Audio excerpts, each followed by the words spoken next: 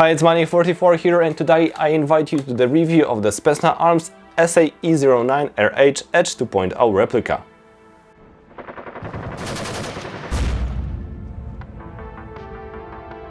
The replica was made available for the review by Gunfire.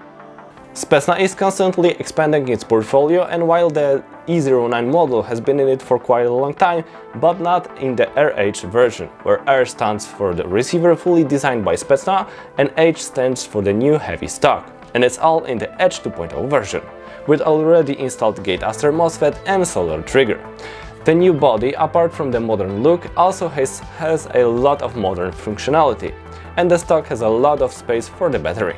But we'll take a closer look at this in a moment, because as always, we'll start with a small unboxing.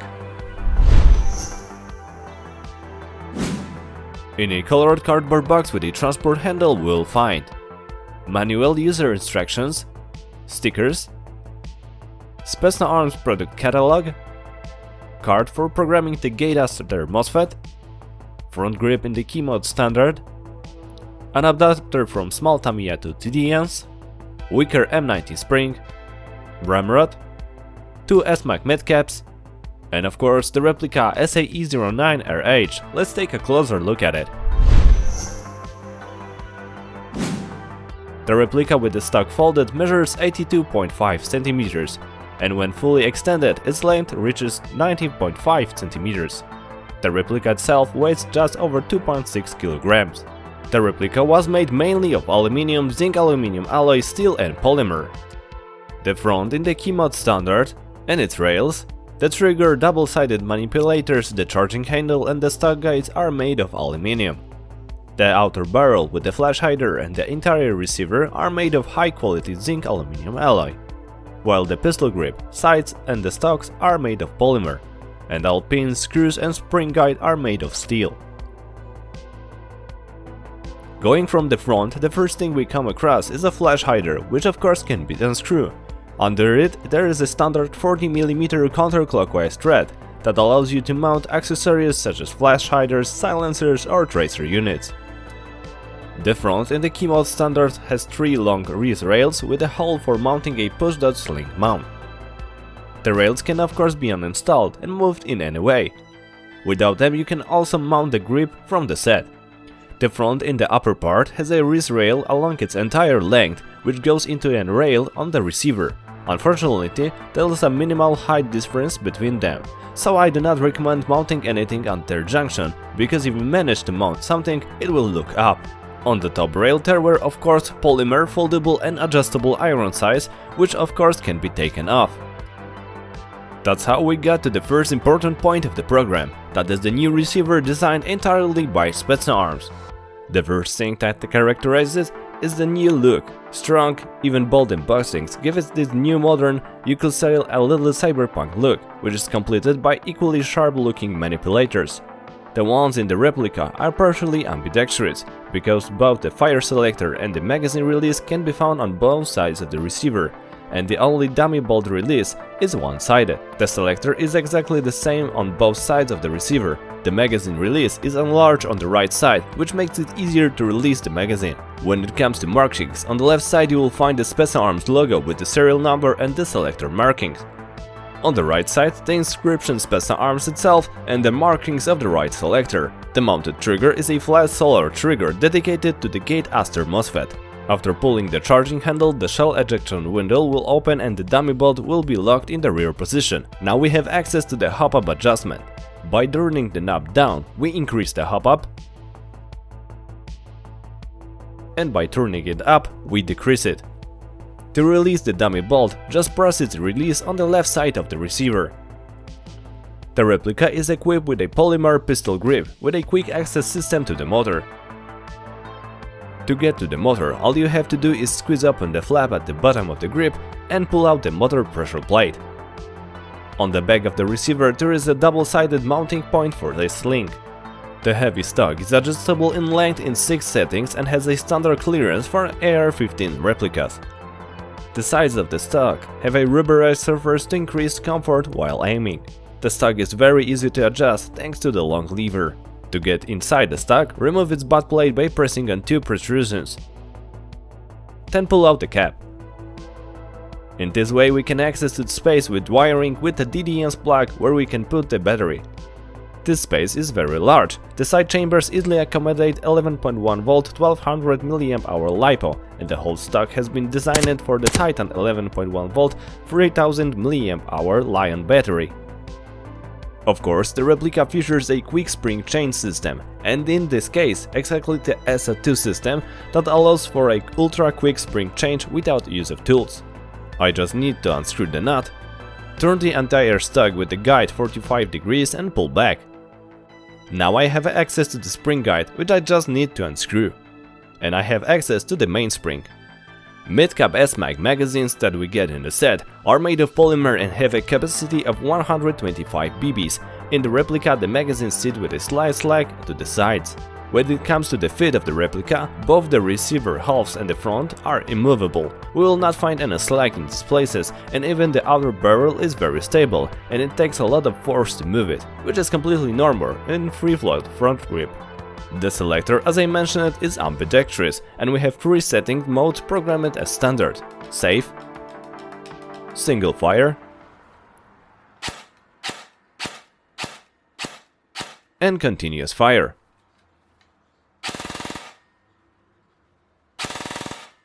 The selector moves without any special resistance, and you can feel it when it jumps into set points, but not very clearly. Fire modes can be reprogrammed from the trigger and selector. The shot falls more or less in the middle of the trigger movement, and the reset is quite shallow, so that after a bit of training you can quickly take more shots on semi. The trigger can be adjusted in the GCS application after connecting via USB link or Bluelink adapter. When it comes to programming, there are 2 ways to choose. Together with the replica, we get a card that facilitates the programming of the system from the trigger and selector level. On the one side we have programming manual, and on the other a list of functions that can be changed, and these are firing modes, number of shots in the series, over discharge protection of the battery, which is enabled as standard, and active braking, also activated as standard. To enter the programming mode, just switch the selector to semi, pull the trigger and hold it for 7 seconds. Remember that the shot will be fired then. When the system enters the programming mode, the motor will vibrate and will hear a beep, and a colored LED will be visible next to the trigger. When the selector is set to semi, by pressing the trigger, we go between the functions marked with the appropriate color on the diode and the number of beeps. When we switch the selector to auto, we will change the options in a given function by pressing the trigger. These are also marked with the appropriate color and a number of beeps. To exit programming mode completely, switch the selector to save. The second, more advanced way of programming the system is done using USB link or Bluelink adapter available separately and the GCS application on the phone, in my case on Android. From this level we can, for example, update the firmware. Gate releases new software from time to time that improves the operation of the unit, eliminates errors and adds new functions. From the application level, for example, I can very precisely set the sensitivity of the trigger, and thus, for example, adjust the distance of pressing of the trigger required to shoot. I can turn on precocking, check the operation of the selector and quickly change the firing modes, and check diagnostic functions or telemetry data. The unit has basic software as standard, but if we need additional features, it can be expanded with higher versions of the software for FE, which we can compare to see what we need. But to be honest, for most users, basic should be enough. The system, like any other, consumes some current at rest. In safe mode, it's between 0.6 and 1.3 mA, which is very low. And in semi and auto mode, it's about 23.5 mA. So remember to never leave the battery connected to the replica after the game, because it can be damaged. We know how the replica is built and what functions it has, so it's time to see what's inside. I start by unscrewing the front pin and knocking it out. Now I'm taking off the upper receiver. To do that I have to pull the charging handle a bit and watch out for the dummy bolt catch that likes to catch at the end of the receiver. We'll cover the lower in a moment. Let's start with the upper. To pull out the barrel with the chamber, just grab it and pull it back. The well-known polymer chamber from Edge series is mounted in the replica, and in it we'll find a flat hop hop-up Helion backing, which is in my opinion a bit too hard. with which a flat knob is paired, which could be slightly higher to give us the opportunity to press the backing harder. The precise barrel is made of aluminum and its dimensions are 6.03 mm in diameter and 380 mm in length. In order to take off the stock guide with the stock, you do not need to remove the stock from it, but I will show you just in case. I press the stock adjustment lever and push a small screwdriver into the hole in the stock locking pin, thanks to which I can pull it down more to release the stock from the guide. Now I unscrew the ring on the guide, turn it 45 degrees and I can take it off. I also take off the sling mount plate, due to the fact that the replica has SA-2 system. Before removing the gearbox, I have to unscrew the spring guide and pull out the spring. The guide is made of steel and has a bearing. There is also a hole in it that can help us unscrewing it. The spring is standard for Specna with regular coil pitch, it's about M110. To get to the motor, I squeeze the sides of the grip cover in the grip and tilt it up. I pull the pressure plate and disconnect the wires and I can pull the motor. A high torque motor with a winding of 22 TPA is mounted here. The magnets are not very strong. Now I can unscrew the 4 screws holding the grip and remove the entire pistol grip. I flip the receiver to the other side and unscrew the magazine release screw. This one falls out on its own from the other side of the receiver, and that's how it works. To knock out the pin at the trigger, first I have to peel off the sticker on the other side, then I knock out the rear pin. After tilting the front of the shell, I can pull out the bolt catch button. I set the selector to semi mode and I can pull the whole shell up. Fortunately, the selectors do not need to be unscrewed, but be careful when you assemble the replica so that they are set the same. Here we see the dummy bolt locking system. Before I unscrew the screws on the shell, first I have to unscrew a very small Allen key on the selector gear. I knock out the pin and I have to pull the whole thing out of the shell. You do not have to unscrew the whole screw like I did, this is enough. Now I can unscrew the 9 Phillips screws holding the shell halves together. Orion's shell has a rounded cylinder windows to reduce the chances of damage at the cylinder at this point. In the shell I found grease exactly where it should be, it's quite thick and sticky. Ball bearings mounted in the shell have a diameter of 8 mm. The gears are classic sinters with a ratio of 18:1. The sector gear has a delayer, the spur gear is standard, and the bevel gear has 4 anti-reversal teeth. Interestingly, the gears themselves look as if they were lubricated with a different grease than the one on the shell. The standard shimming is okay, the gears spin without unnecessary resistance, but in my opinion they have a bit too much slack onto the sides. The replica has a gate aster system that replaces the mechanical fire control elements, such as the contacts or cut-off lever, which wear out over the time. With these systems, the problem does not exist, because the MOSFET operates on a non-contact optical sensors. This pair of sensors is responsible for detecting the rotation of the sector gear. This sensor is responsible for detecting the movement of the trigger, which is in this case the solar trigger dedicated to the aster system that provides up to 250 points of trigger sensitivity. On the other side we'll find sensors responsible for detecting the position of the selector plate. And here is an important matter. Just like in the Specna Arms X series, a plate other than the standard one is mounted here.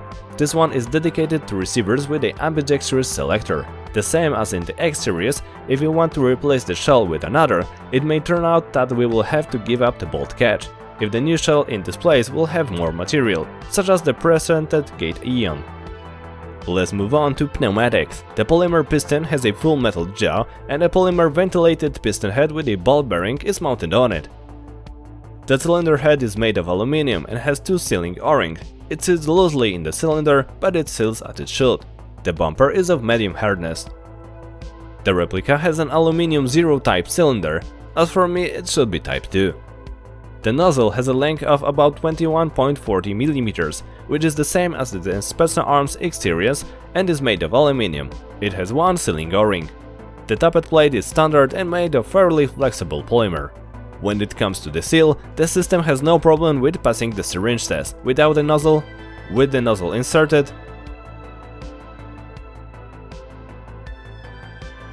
and even extended, which is interesting because exactly the same elements, except for the Type 0 cylinder, were installed in the Specna X, which I reviewed some time ago and there was no seal at all. Let's take a look at the angle of engagement. It's not perfect, but acceptable. We know what's inside the replica and now it's time for chrono and shooting tests. I chronoed the replica on 0.30 gram Specna Arms BBs with a hop-up set for a given weight, and as a power supply I used Turnigy Nanotech 11.1V 1200 mAh battery. On a stronger M110 spring from the set, on 0.30 gram BBs, the replica generates on average of 1.14 joules or 286.2 FPS. The difference was 0.04 joules or 4.5 FPS, which is not a bad result. The rate of fire is about 19 BBs per second. On a weaker M90 spring, on 0.30 gram BBs, the replica achieved an average of 0.65 joules or 216.2 FPS. The difference was 0.02 joules or 3.8 FPS. The rate of fire increased to almost 20 BBs per second. I conducted shooting tests the same way on 0.30 gram Specna Arms Edge BBs, and here I must say that the hop-up was set almost to the max, so with heavier BBs it may be a problem. In my opinion, it is caused by the hardness of the backend and the size of the spacer. From 30 meters, there is no problem with hitting a target with a diameter of 60 centimeters, which is slightly larger than a human torso.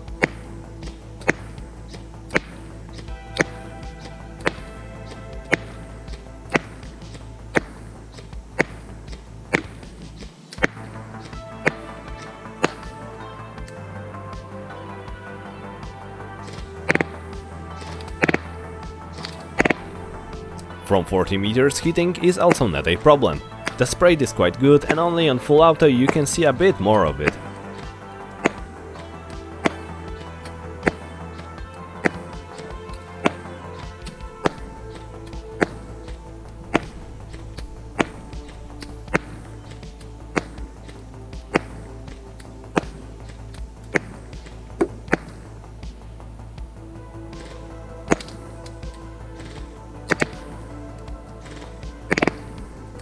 From 50 meters it's also not bad. I had to compensate for the side wind by tilting the replica, but after some shooting most of the shots hit the target.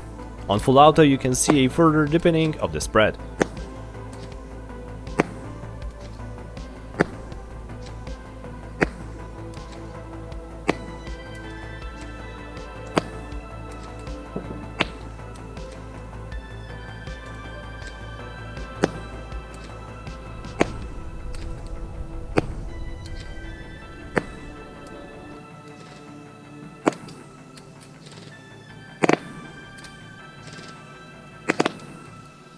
From 60 meters it's still possible to hit with every other shot, but as you can see the strong overpop is required. At such distance short bursts will work best.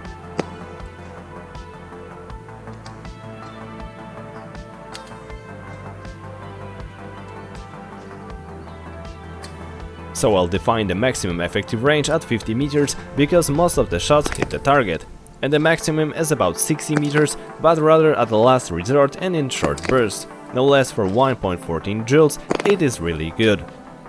The replica was with me on 2 games and did really well. With 0.30 gram BBs on the Fabryczna I had no problem hitting the opponent from about 50 meters, and it gave me a lot of good frags, which you can see on the material that has been on the channel for some time. To sum up, SA-E09-RH is a well-known Edge 2.0 series in a new edition. The new receiver and stock make the replica stand out a bit among other M4s. Sharp edges and embossings give it a slightly aggressive modern look. The stock is very capacious and its design makes it look modern. The replica features the well-known gate adjuster system, which controls the replica's operation and gives it a lot of possibilities. Pneumatic keeps a perfect seal, which makes me very happy. The Helion flat hub backing managed to pull 0.30 gram BBs, but I have the impression that if it was softer and had a slightly larger flat hub nap, the result could be better. Nevertheless, with a power of 1.14 joules on 0.30 gram BBs, it gives us an accurate range of 50 meters, so it's pretty good. During the game the replica performed really well and I have nothing to complain about it at this point. I only don't like the upper wrist rail height difference. If you are looking for a replica from the AR-15 family that will stand out a bit from the crowd of other M4s and is also very well made and has a proven MOSFET system, then the SA-E09-RH may be an interesting choice for you. At games I was with her, she attracted attention and performed well during the game. If you like the body or the stock itself and would like to upgrade your Specna Edge with them, then Specna has introduced them for sale separately. I will add that there is also a light stock available, which in my opinion looks really cool. I just have to warn you, in case of the receiver, you will still need a dedicated selector plate, which is yet to be available. Otherwise, there is 3D printing, and I know that already such prints were made. That will be all for today. Let me know if you liked today's review and what do you think about the new incarnation of the Edge series in the form of the new receivers and stocks. And if you already have a replica from the new series, how it's working for you. And for now, thanks for watching and see you next time.